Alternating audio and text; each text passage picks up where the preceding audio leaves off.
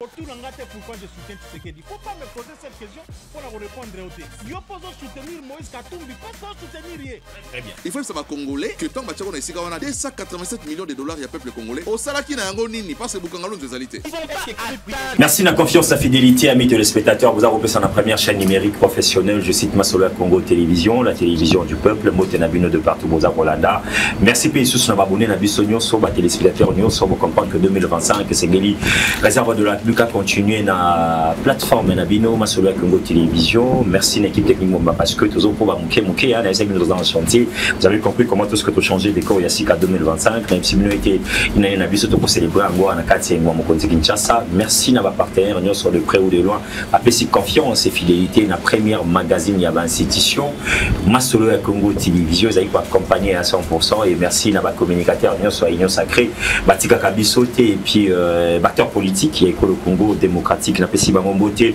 De partout, amis téléspectateurs, on a 4 sujets essentiels pour Solanam autour de Masolo Congo et Lelo, Ezali Kambo Itali. Détourneur Nyonso.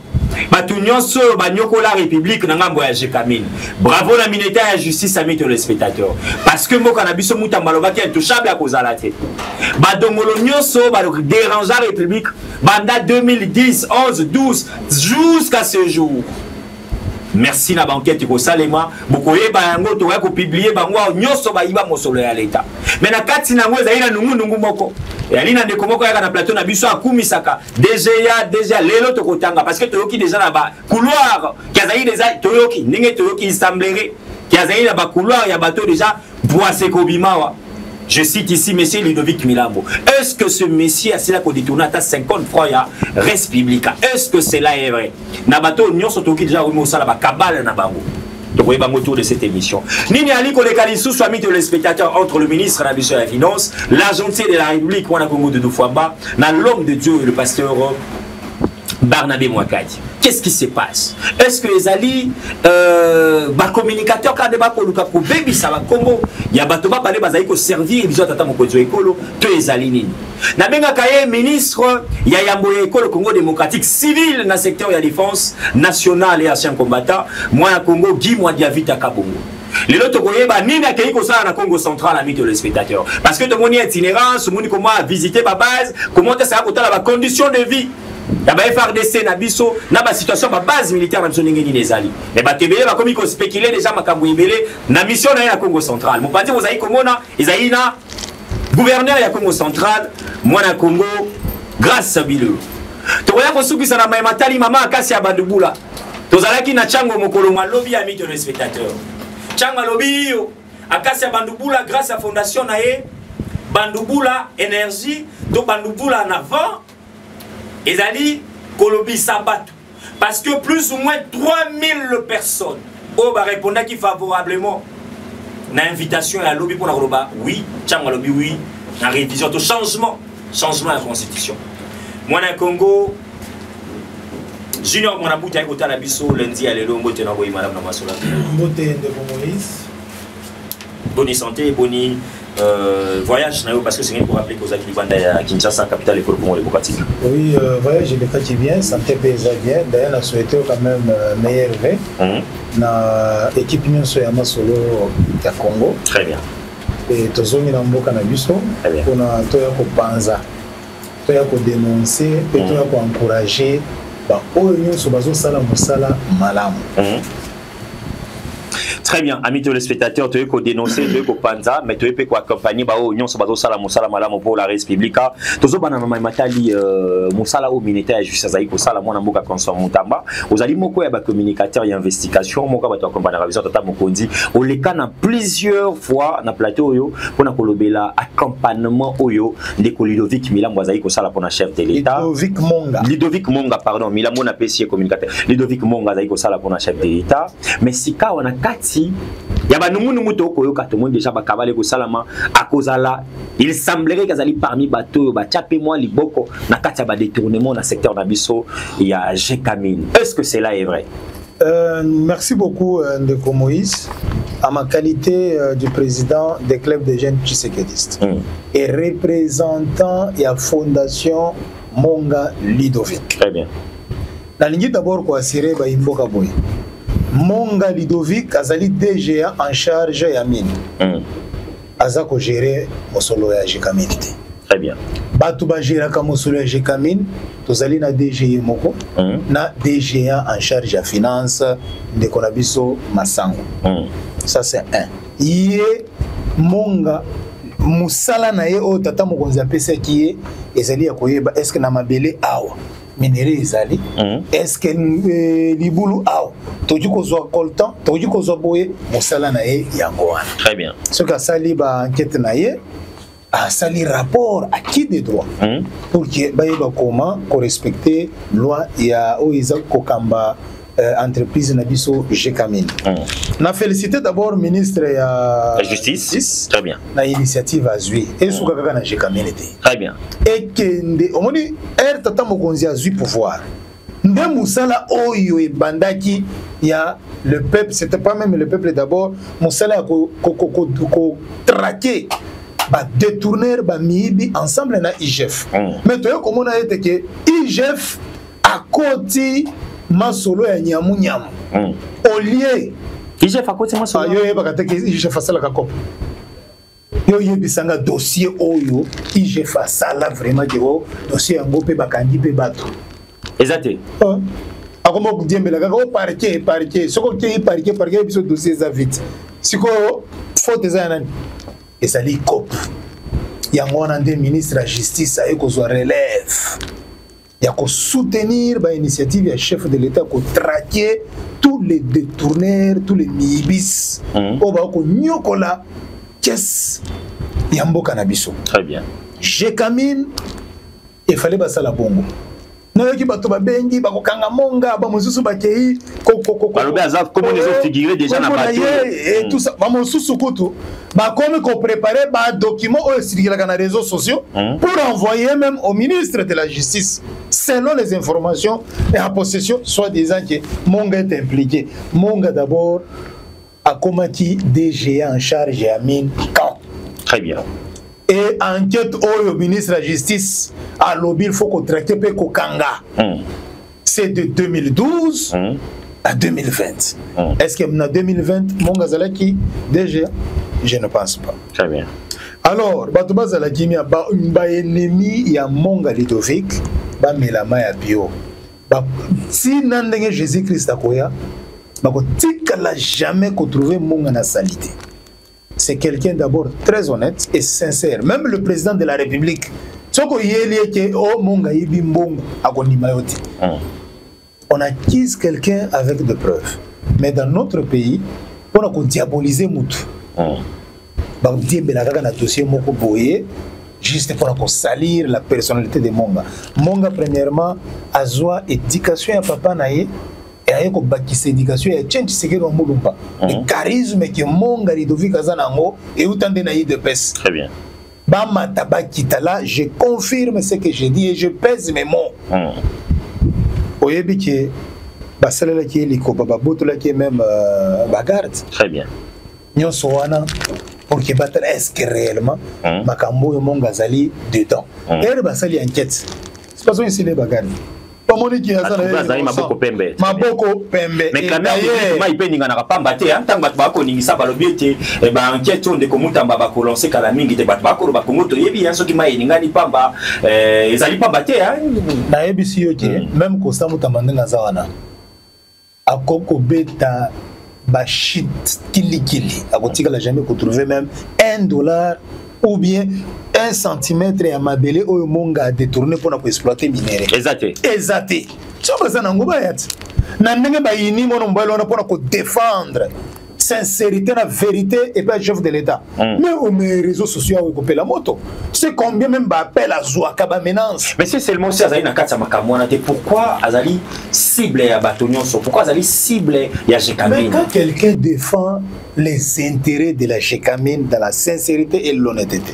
Quand quelqu'un refuse il y a coopéré ba mafia pour bakabola ka moi likonda mais à cause de la cible non chef de l'État a bende litoi n'a pas sur confiance wana oza lisunanga na makambo itali ba carré minier. Très bien.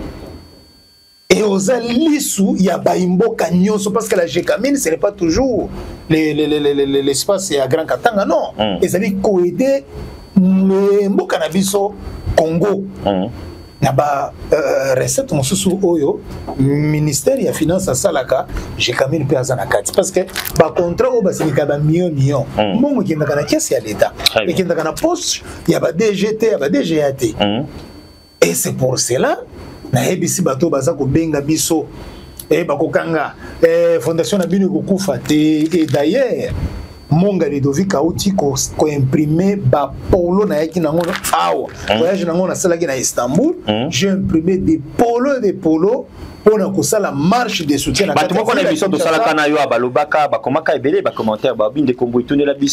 donc DGA Monga Ludovic on a bouté à la plateau télévision par le Belaki Baxo ya ça les aka ko kabola polo et mon solo na e accompagner le chef de l'État la yo keka kana Turquie to keina mikila poto sombika ba polo ili ba komani ba polo dans le bibo zéro initiative na likambo Italie ko créer ta entreprise ko embaucher ba jeune zéro initiative na likambo Italie ko kenna ba démini yezali ka ba polo. C'est ça Ludovic Monga.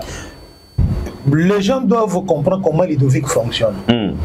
Ludovic fonctionne pas seulement à faire des publicités quand Azoki ne comporter soutien, comment dirais-je, assistance humanitaire. Ludovic Monga aide quand même les orphelins, à son bakababiloko, à ça entretenir ceux qui battent bakate. Mais lui, à l'andagamine du Bible. Ce n'est pas qu'il faut que Monga azali mutu oyo eria aidé yo au filmer yé boboaki na réseaux sociaux non là ce n'est pas Monga. C'est comme ça on mona que batu ba comprendre ka Monga wana za nini Monga ce côté comportement na yena comportement ya Tchèque Tshisekedi Mulumba ils a presque né moko akomi ko conceptionner est-ce que ça famille. Donc pourquoi? Parce que les comportements qu'il affiche, c'est ça un bon comportement d'un vrai chrétien. Au aider dans le boko à droite, et aux autres dans le boko à gauche. Non, là ce n'est pas moi. À ça la kayamo. Mais à foutre les capés, tu belé bakilas, il ne peut pas chanter ça. Na moins salaire n'a manqué. Moi j'invite le ministre de la Défense, Nabiso, tu vas comprendre la montée. Dis-moi j'invite à l'indi et au petit rapport.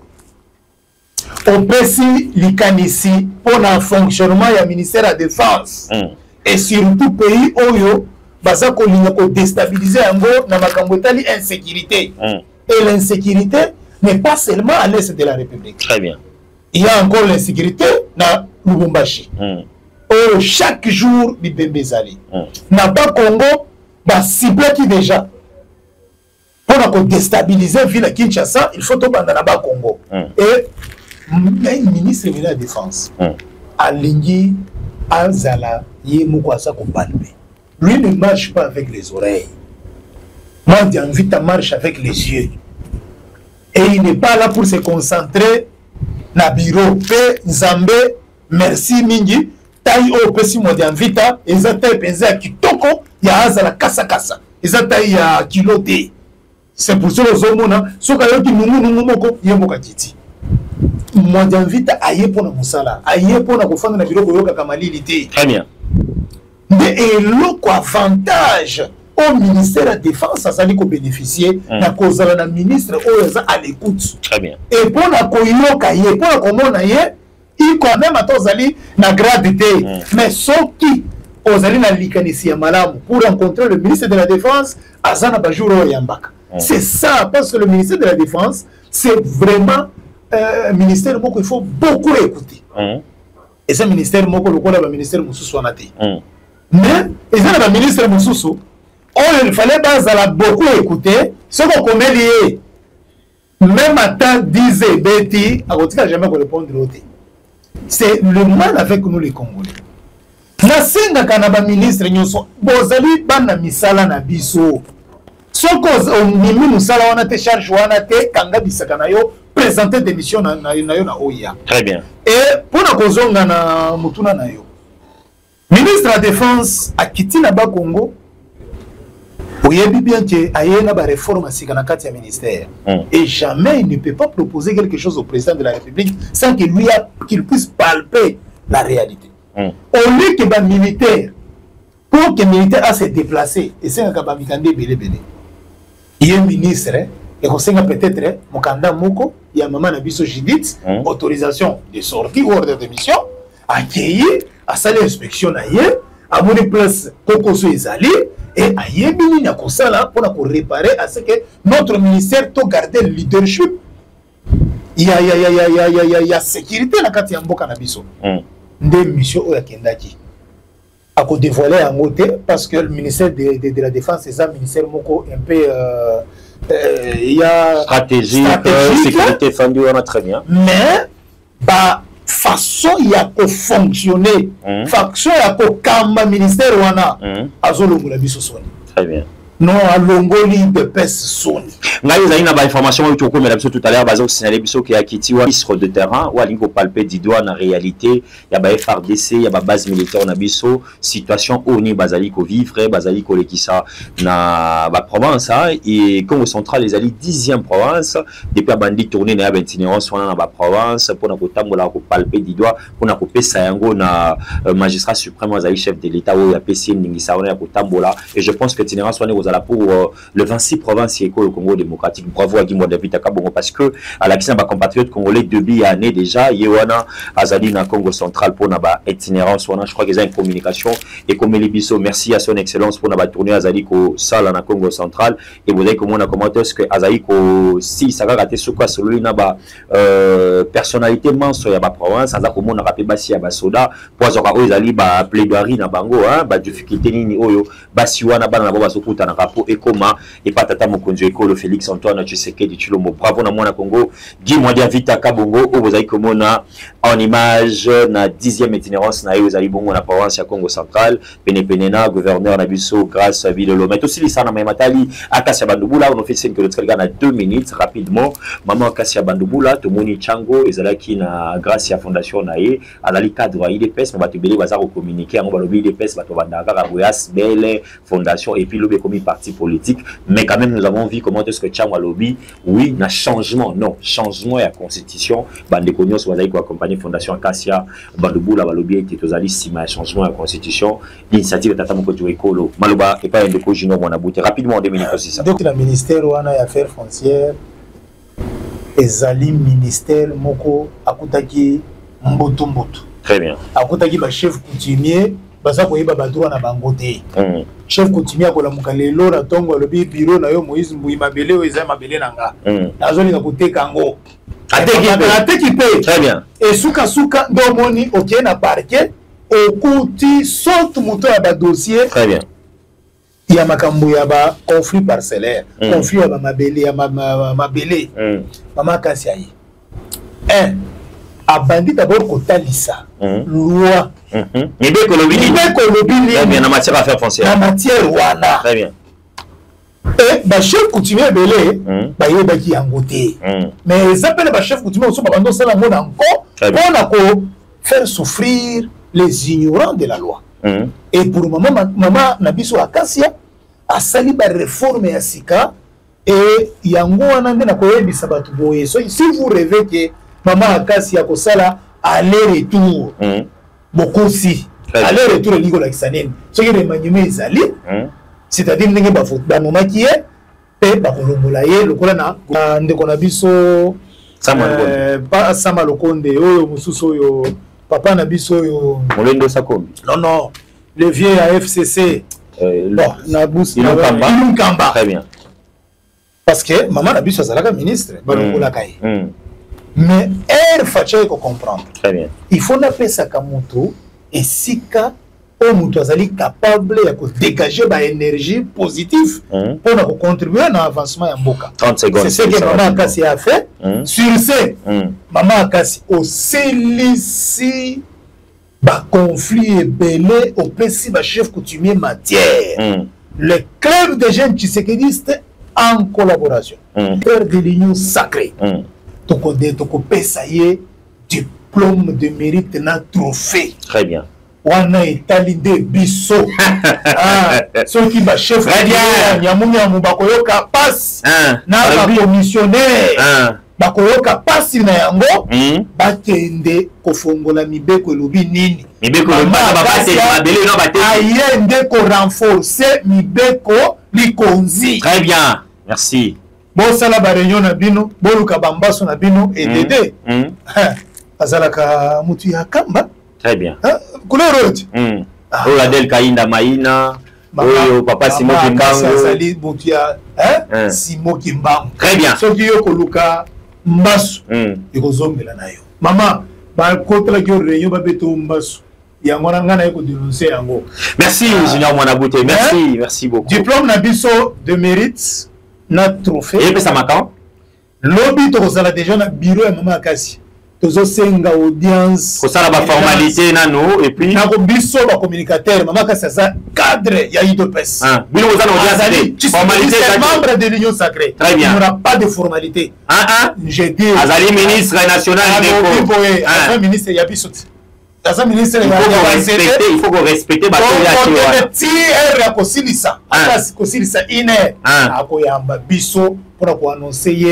une nouvelle ya Chitoko.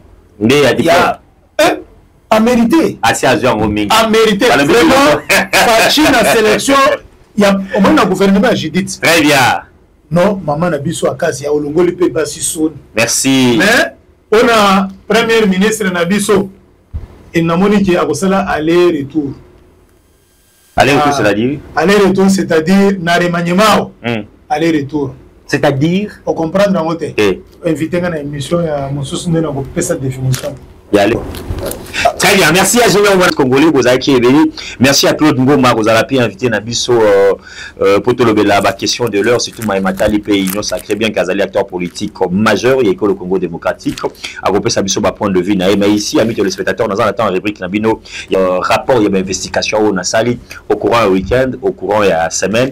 Mais quand on a l'omba, on a Sabino déjà que depuis la semaine, on de Moïse, vous avez été tour dans la cour constitutionnelle, et si quand on a ligne, on appelle ça sincère félicitations na le number one, l'homme de Dieu, où a PC Siko, magistrat, a PC juge, valeur cette fois-ci. Bon, mon si vous avez le cour constitutionnel, vous avez un battle, vous avez clôturé, vous avez un carte battle, vous avez un bijou, où il y a gestion, il y a Dieudonné Kamou l'État, sous la vision de Tata Mokonjo École, Félix Antoine Tshisekedi Tshilombo, désormais, immeuble Yassika. Je visité et je vous rassure que ndenge to betaki maboko pona juna lingette beaucoup mon ngoto ya ba émission na biso masolo ya Congo et sengeli to komisa bato bazali ko accompagner peuple congolais na bosolo nyonso bazali ko sala musala avec sérénité mbongo uti libanda te mbongo ka ya kati ya cour constitutionnelle pe ya conseil supérieur ya magistrature moko ko swa na e bato bele balobaki asunga kaka bana sunga ka ba orphelin mais je pense que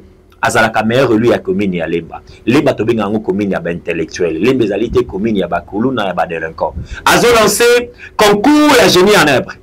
Bana nyonso ya ba commune ya Lemba boyo kanga malamu. Bana nyonso ya Ngaba ya ba commune nyonso ezali na district ya Moamba. Maman Norbertine Matanda a ko lancé génie en œuvre pour na bana nyonso balinga kelasi mingi. Je pense que ba école mingi na lancé yango officiellement bo s'enregistrer bo benga biso bana nyonso o batanga na Lemba batanga na Moamba bo s'enregistrer parce que eza ko bana ba enregistrement déjà le mois de février puis concours bana bongo na mois de mars gagnant cause ba surprise ebele pourquoi pas ko m'appeler banda école Congo démocratique na cadre ya ko approfondir renseignement na ezali cadeau Norbertine Matanda a pesi bongo na peuple congolais na bande konabiso à Moamba rapidement na kopesa na bino révélation moko na Maïmatali ministère des affaires sociales action humanitaire amis téléspectateurs avec Nathalie Aziza Mounana. J'ai suivi notre confrère hein, de Komoko journaliste dans un plateau de la place pour na kolobela Maïmatali absence, il y a ministre Nathalie Azitolo Katsumino, mais laissez-moi demander à notre confrère ce que Alina ba les mots palpable na plateau et média et sengeli ne balobarata ba mise betata musique to senga na service nae Aziza Nathalie Mounana, il y aura un plateau spécial au total Sanabino, action en salle depuis remise prise nae il y a 2013 ça qui na ministère en affaires sociales et ils qui étant que journaliste d'investigation il y a collègue ko balbisier na un plateau sérieux na landa qui ezali qui to côté mais nous allons faire cet effort ya kola kisa bino manso ezali ko sala manakati ya ministère mana bato politique moi mingi union sacrée baza ko buma munoko na bango langue na bango mais ya lobby désormais Monsieur Moïse n'a coupé sa position Nangai et Zali Mukolo le 8 février à Bengisi Bana Nyoso ya Mongafula. Les secrétaires, qu'est-ce que je dis, les questeurs, il y a APK honorable Socrate Mubengai le 8 février à Kolobela.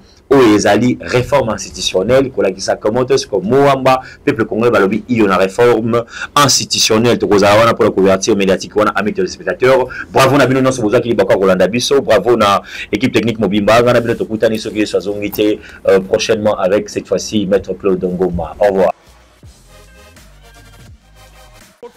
Pourquoi je soutiens Tshisekedi? Il ne faut pas me poser cette question pour répondre au texte. Je peux soutenir Moïse Katumbi, pas soutenir rien. Très bien. Il faut que ça va congolais que tant que tu as 287 millions de dollars, il y a peuple congolais. Au Salaki na yango nini, parce que Bukangalo nous ezalité.